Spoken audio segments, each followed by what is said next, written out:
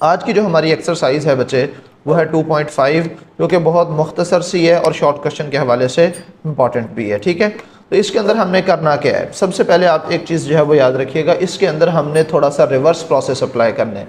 वो reverse process क्या है कि लास्ट टाइम पिछले चैप्टर के अंदर हमारे पास ये था, चैप्टर नंबर 1 के अंदर, कि हमें क्वाड्रेटिक इक्वेशन दी गई होती थी और हमें कहा जाता था कि आप इसको सॉल्व करके इसके आंसर यानी कि रूट्स निकालो।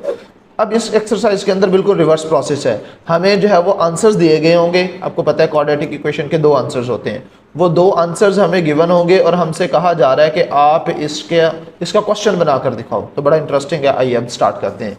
सबसे पहले आपको बेटे एक बात याद रखनी है और वो है general form of quadratic equation. Quadratic equation की जनरल फॉर्म किसे कहते हैं? जनरल फॉर्म ये है बेटे x square minus S x plus p is equal to 0, यानी कि जनरली हम इसको इस तरह से जो है वो लिख सकते हैं, X square minus S x plus P की फॉर्म में लिखा जा सकता है। जैसे हमने क्वाड्रेटिक इक्वेशन की स्टैंडर्ड फॉर्म लिखी थी, A X square plus B X plus C which is equal to 0, तो यहाँ पे जो हमारे पास जनरल फॉर्म है वो है x square minus S x plus P which is equal to 0। अब यहाँ पे s क्या चीज़ है और p क्या चीज़ है, आप थोड़ा सा दिमाग पे बोझ डालें तो आपको पता चल जाएगा कि ये s क्या है। s is the sum of roots और p क्या है, प्रोडक्ट ऑफ रूट्स। रूट्स हमें गिवन होंगे, उसके रूट्स का सम और प्रोडक्ट जो है वो हमें खुद मालूम करना होगा। उसका सम और प्रोडक्ट मालूम करके हम इसकी इक्वेशन जो है वो बना लेंगे। अब देखें, सवाल है हमारे पास, write the quadratic equations having roots. ऐसी क्वाड्रेटिक इक्वेशंस लिखें जिनके रूट्स आपको दिए गए हैं। पहला जो पार्ट है इसका वो है -2 + 3, यानी कि जो हमारा क्वाड्रेटिक इक्वेशन को सॉल्व करके जो सोल्यूशन सेट आया होगा उसकी 2 वैल्यूज़ दी हुई हैं, इसके मुताबिक हमने उसकी इक्वेशन बनानी है। ठीक है, तो इसके रूट्स का सम क्या बनेगा? सम का मतलब यह है कि इन दोनों को हमने ऐड कर लेना है। अब देखो, पिछली एक्सरसाइज के अंदर चूंकि हमारे पास रूट्स गिवन नहीं थे तो हमने फर्ज किया था कि अल्फ़ा एक रूट है, बीटा दूसरा रूट है, तो हम उसका सम और प्रोडक्ट लेते थे। अब हमें ये रूट्स दिए गए हैं, -2 और 3 जो है वो रूट्स हमें प्रोवाइड किए गए हैं, तो अब हम -3 और 2 का ही क्या लेंगे, फिर सम और प्रोडक्ट लेंगे। सो सम ऑफ रूट्स किसके इक्वल होगा बच्चे? s which is equal to -2 + 3, यानी कि इन दोनों वैल्यूज़ को ऐड कर लेंगे। -2 + 3 विच इज़ इक्वल टू 1। -2 का मतलब ये है कि आपने किसी के 2 रुपये देने हैं, +3 का मतलब ये है कि 3 रुपये आपकी जेब में है। तो जब आपने किसी के 2 रुपये आपने देने हैं, 3 रुपये आपकी पॉकेट में मौजूद है, तो 1 रुपये आपके पास बच जाएगा देने के बाद, तो लिहाजा आंसर क्या आ गया? 1 आ गया। सो s की वैल्यू आ गई है बच्चे 1। ठीक हो गया। उसके बाद है हमारे पास product of roots. Product of roots में हमने इन दोनों वैल्यूज़ को मल्टीप्लाई कर लेना है। सो -2 × 3 -6 हो जाएगा। इसके साथ माइनस है, इसके साथ कोई भी साइन नहीं है तो प्लस होगा, प्लस माइनस माइनस होता है, 2 3 द 6, तो इसके साथ हमारे पास माइनस का साइन आ जाएगा।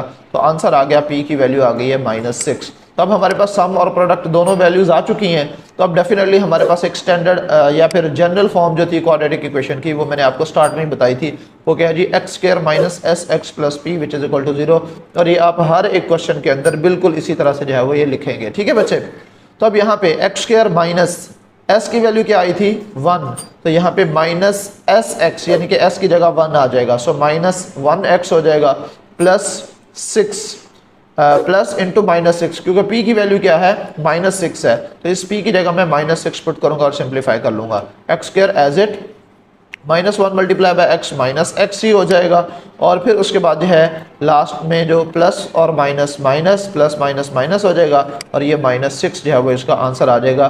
तो हमारे पास फाइनल जो क्वाड्रेटिक इक्वेशन आ गई है वो क्या है बेटे? X square minus x plus 6 which is equal to 0। अभी मैं इसका एक प्रूफ भी करवा देता हूँ कि अगर मेरे पास ये इक्वेशन दी गई है तो इस इक्वेशन से क्या मैं इसके यही रूट्स भी निकाल सकता हूँ या नहीं निकाल सकता? अभी मैं आपको प्रूफ करके दिखाता हूँ। ये आपके सिलेबस का हिस्सा नहीं है, लेकिन आपकी कॉन्सेप्चुअल अंडरस्टैंडिंग के लिए ये इंपॉर्टेंट है। ठीक है, तो अब देखिएगा बच्चे, हमारे पास इक्वेशन क्या है जी? इक्वेशन है x square minus x -6 which is equal to 0।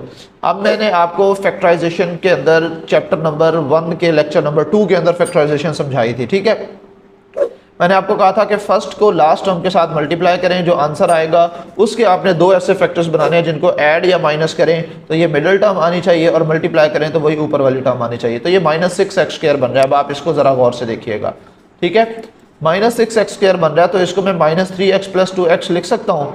तो ये -3x + 2x -x के इक्वल आ जाएगा, मिडिल टर्म हमारे पास आ गई। ठीक है, और इन दोनों को अगर मैं मल्टीप्लाई कर लूँ -+- -3 to the 6 x × x x², तो इसका मतलब ये ऊपर वाली टर्म भी बन गई है। तो अब इसके फैक्टर्स क्या बन जाएंगे, x square minus 3x plus 2x minus 6 which is equal to 0। ठीक है, तो फर्स्ट टू टर्म्स के अंदर से अगर मैं ये x कॉमन लूँ तो अंदर एक्स स्क्वायर में से एक x बाहर चला गया, सिर्फ x बच जाएगा, माइनस x बाहर चला गया, सिर्फ 3 बच जाएगा। तो ये x into x minus 3 first two terms को सिंप्लीफाई करने से बन जाएगा।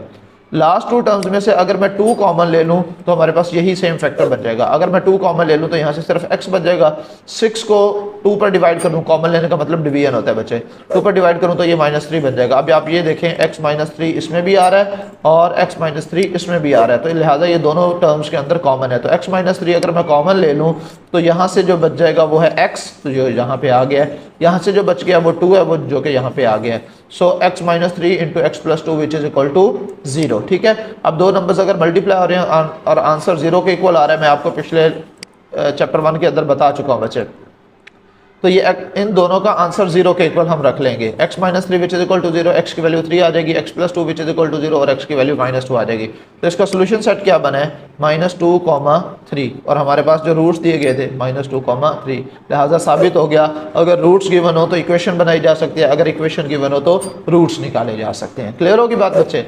अब इसका सेकंड पार्ट करते हैं। इसमें हमें रूट्स जो है वो दिए हुए हैं 0, -3, तो हम सबसे पहले इसका सम लेंगे, तो 0 -3 जो है वो -3 के इक्वल होगा, तो जो सम की वैल्यू आ गई है वो आ गई है -3, और प्रोडक्ट मालूम करना है p which is equal to 0 multiply by -3, 0 multiply by कुछ भी हो तो इसको 0 का इक्वल ही रखते हैं, क्योंकि ये है, इसको कहते हैं बच्चे नहीं, बल्कि वो तो मल्टीप्लिकेटिव आइडेंटिटी, वो तो 1 होता है। ठीक है, अच्छा 0 किसी भी नंबर के साथ जो है वो मल्टीप्लाई हो जाए बच्चे तो 0 ही इक्वल जो है वो आता है। ठीक है, मैं इसको ऐसे समझाने के लिए कहता हूँ कि क्लास का जो निकम्मा बच्चा हो ना, वो किसी बेहतरीन बच्चे के साथ भी रहे ना तो उसको निकम्मा कर देता है। तो 0 की ये खासियत है, ये जिसके साथ भी मिलता है उसको 0 कर देगा। ठीक है, अपने जैसा कर देगा। ठीक है, तो हम तो डूबे सनम तुम्हें भी ले डूबेंगे, ये वो वाली सिचुएशन जो है वो बन रही है। सो p की वैल्यू क्या आ गई है बेटे, 0 आ गई है, s की वैल्यू -3, p की वैल्यू 0। तो अब यहाँ पे जो हमारे पास इसकी जनरल फॉर्म है क्वाड्रेटिक इक्वेशन की, वो क्या है, x² minus sx plus p which is equal to 0। अब यहाँ पे x² वैसे का वैसे, माइनस वैसे का वैसे, s की जगह मैं -3 पुट कर दूंगा, साथ में x प्लस p की जगह 0 पुट कर देंगे। ठीक है, सो ये माइनस और ये माइनस प्लस हो जाएगा, x² प्लस 3x प्लस 0 करें तो कोई फ़र्क नहीं पड़ता, लिहाजा इसकी जो फाइनल इक्वेशन आई है वो है x² plus 3x which is equal to 0, और ये हमारे पास बच्चे क्वाड्रेटिक इक्वेशन है। अब इसमें कांस्टेंट वैल्यू जो है वो 0 है, अब ये लिख भी दें तो भी कोई फ़र्क नहीं पड़ेगा, ना लिखे तो भी कोई फ़र्क नहीं पड़ेगा। ठीक है, नेक्स्ट जो है ये हमारे पास, ये ज़रा क्वेश्चन इंटरेस्टिंग है, ये बच्चों को थोड़ा सा मुश्किल भी लगता है, 1 प्लस आयोटा और 1 माइनस आयोटा, ये रूट्स अगर आपको दिए गए हों, ठीक है, तो अब आपने इसका जो है वो क्या मालूम करना है, इसकी इक्वेशन बना के देनी है कि किस इक्वेशन, इसकी इक्वेशन क्या होगी जिसके ये रूट्स दिए गए हैं। तो सबसे पहले हमने लेना है इन रूट्स का सम का मतलब यह है कि ये 1 प्लस आयोटा, फिर इन दोनों को ऐड करेंगे plus 1 minus iota, minus iota plus iota cancel out हो जाएगा, 1 प्लस 1 जो है वो 2 के इक्वल आ जाएगा। तो सम की वैल्यू क्या आ गई है, सम की वैल्यू आ गई है 2। ठीक है, सम की वैल्यू क्या आ गई है 2। अब हमने लेना है इसका प्रोडक्ट मालूम करने के लिए बच्चे हमने इन दोनों को मल्टीप्लाई करना है, 1 plus iota into 1 minus iota. ये रूल है बेटे, अगर दो वैल्यूज मल्टीप्लाई हो रही हो, एक प्लस के साथ है और एक माइनस के साथ है, तो आप उसको फर्स्ट टर्म का स्क्वायर माइनस सेकंड टर्म का स्क्वायर करके लिख सकते हैं। ये आपने फॉर्मूला पढ़ा होगा पहले भी, a plus b into a minus b which is equal to a square minus b square. ठीक है बच्चे, तो अब यहाँ पे 1 का स्क्वायर जो है वो 1 नहीं होता है, माइनस आयोटा, ये वैल्यू आप बेटे 9th के चैप्टर नंबर 2 के अंदर जो है वो पढ़ के आए हैं, आयोटा स्क्वायर की वैल्यू होती है -1। तो यहाँ पे मैंने इस आयोटा स्क्वायर की जगह मैंने क्या लिख दिया है, -1 लिख दिया है, दरमियान में माइनस फार्मूले वाला था और 1 का स्क्वायर 1 ही होता है। So minus into minus plus हो जाएगा, 1 प्लस 1 जो है ये 2 के इक्वल हो जाएगा। तो इसके प्रोडक्ट की वैल्यू भी 2 आ गई और सम की वैल्यू तो 2 ही आई थी। तो ये हमारे पास जो इसकी जनरल इक्वेशन है वो है x² minus sx plus p which is equal to 0। तो यहाँ पे s की वैल्यू भी 2 थी, तो ये -2x हो जाएगा क्योंकि ये माइनस फार्मूला में या उसकी जनरल इक्वेशन में मौजूद है। और इसी तरह प्रोडक्ट p की जगह भी 2 आ जाएगा, और यहाँ पे हमारे पास इसकी फाइनल इक्वेशन बन गई बच्चे x² minus 2x plus 2 which is equal to 0। ठीक है बच्चों, उसके बाद जो नेक्स्ट क्वेश्चन दिया गया उसमें रूट्स हैं 2, 6 -6। ठीक है, तो इनके रूट्स का सम लेंगे, सम लेने के बाद हम इसको सिंप्लीफाई करेंगे तो इसका आंसर -4 आएगा। कैसे, ये 2 प्लस -6 प्लस माइनस माइनस हो जाएगा, 2 - 6 2 माइनस 6 माइनस 4, यानी कि आपने किसी के देने थे 6 रुपये, आपकी जेब में है 2 रुपये, 2 आपने उसको दे दिए, अभी भी कितने देने हैं 4 रुपये, चूँकि अभी देने हैं तो लिहाजा नेगेटिव साइन आ जाएगा। ये आसान तरीन तरीका है बच्चे ये याद रखने का, ठीक है, वरना बच्चे प्लस माइनस की मिस्टेक जो है वो कर देते हैं। तो इसके जो सम की वैल्यू आ गई है वो आ गई है -4, ठीक है। अब लेना है हमने इसका प्रोडक्ट। प्रोडक्ट किसके इक्वल होता है, इन दोनों को मल्टीप्लाई कर लेंगे। 2 multiply by -6 plus minus minus होगा, 2 मल्टीप्लाई बाय 6 जो है वो -12 आ जाएगा। तो p की वैल्यू आ गई -12। तो इसकी जो स्टैंडर्ड फॉर्म है वो है x square minus S x plus P which is equal to 0। s की वैल्यू थी -4, तो यहाँ पे अच्छा ये वाला माइनस और ये वाला माइनस प्लस हो जाएगा, और साथ में x था, ये 4x वैसे का वैसे, और प्लस माइनस -12, तो ये x square plus 4x minus 12 which is equal to 0। ये आपके पास इसकी फाइनल इक्वेशन आ गई है, ठीक है बच्चे। उसके बाद ये 2-3 क्वेश्चन और हैं, ज़रा ये भी देख लें फटाफट। -1 और -7 ये इसके जो है वो रूट्स की वैल्यू दी गई है, तो इसका सम लेना है। तो -1 प्लस -7, तो ये प्लस माइनस माइनस हो जाएगा, -1 -7, ठीक है। -1 -7 -8। इसको याद रखने का तरीका, आपने किसी के 7 रुपये देने थे, आपने 1 रुपये उससे और उधार ले लिए, यानी कि एक और देने हैं, तो अब टोटल कितने देने हैं 8 रुपये, चूँकि देने हैं लिहाजा माइनस में आ जाएंगे, ठीक है। सो ये आ जाएगा -8, ठीक है। तो सम की वैल्यू क्या आ गई है, -8 आ गई है, ठीक होगी बात बच्चे। अभी हमने लेना है इसका प्रोडक्ट लेना है, तो इन दोनों वैल्यूज़ को मल्टीप्लाई कर देने हैं। तो मल्टीप्लाई करने के लिए माइनस इंटू माइनस हमेशा negative multiply by negative positive होता है। तो 1 मल्टीप्लाई बाय 7, तो ये 7 ही होगा, आ रहा हूँ, तो ये 7 के इक्वल है, ठीक है। तो p की वैल्यू जो है वो 7 आ गई है। तो अब यहाँ पे x square minus S x plus P which is equal to 0। अब यहाँ पे s और p दोनों की वैल्यूज़ को यहाँ पे सब्स्टिट्यूट कर देंगे बेटे। x स्क्वायर माइनस s की वैल्यू थी -8 और p की वैल्यू थी +7, ये माइनस और माइनस +8 हो जाएगा, और ये 7 हमारे पास वैसे का वैसे आ जाएगा, ठीक है। तो फाइनल इक्वेशन आ गई है x square +8 x +7 which is equal to 0। Last जो कि बच्चों को बहुत ज़्यादा खौफनाक लगता है, ये वाला जो है वो आप देख लें, 3 + 2 स्क्वायर रूट और 3 - 2 स्क्वायर रूट, ठीक है।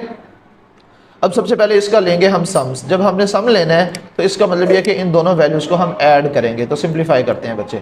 तो ये देखो 3 + स्क्वायर रूट ऑफ 2 और +3 - स्क्वायर रूट ऑफ 2, ये minus square root of 2 + square root of 2 cut जाएंगे, क्या बच जाएगा 3 + 3, 3 + 3 किसके इक्वल होगा, 6 के इक्वल होगा। तो सम की वैल्यू क्या आ गई है, सम की वैल्यू आ गई है 6। अब हमने इसको क्या करना है, मल्टीप्लाई करना है, बिल्कुल वैसे जैसे हमने अयोटा वाले टर्म्स को मल्टीप्लाई किया था। अब यहाँ पे 3 + स्क्वायर रूट ऑफ 2 और 3 - स्क्वायर रूट ऑफ 2, अब दो टर्म्स है जो कि मल्टीप्लाई हो रही हैं, जैसे मैंने पहले यहाँ पे बताया था बच्चे, ये वाला फार्मूला, ठीक है।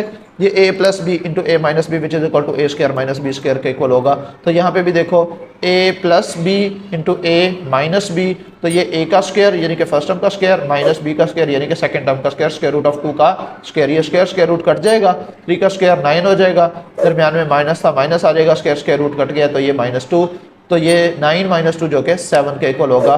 तो फाइनली बच्चे हमारे पास प्रोडक्ट की जो वैल्यू आ गई है वो क्या आ गई है, 7 आ गई है। अब इसकी जो हमारे पास जनरल फॉर्म है वो क्या है, x square minus S x plus P which is equal to 0। s की वैल्यू थी 6, तो ये -6 हो जाएगा क्योंकि माइनस इक्वेशन में मौजूद है, और b की वैल्यू थी 7, तो फाइनल इक्वेशन आ गई बेटे x square minus 6x plus P which is equal to 0, ठीक है। ये बहुत आसान है बेटे क्वेश्चन, और ये कुछ इंपॉर्टेंट पार्ट्स मैंने यहाँ पे लिख दिए हैं जिनके रूट्स दिए हुए हैं, आपने खुद सॉल्व करने हैं। एक और क्वेश्चन है बेटे पार्ट नंबर 7 जिसके रूट्स हैं 1 और 5, ये भी आप सॉल्व करेंगे।